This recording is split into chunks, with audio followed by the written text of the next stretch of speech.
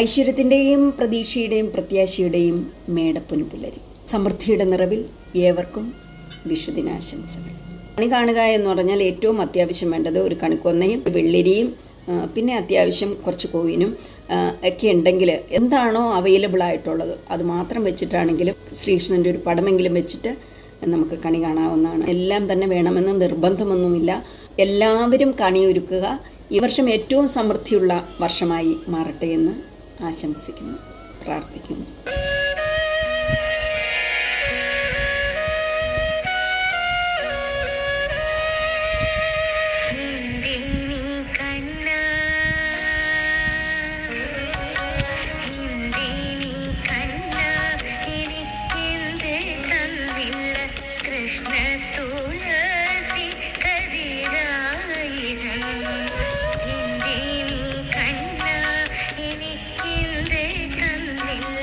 Krishna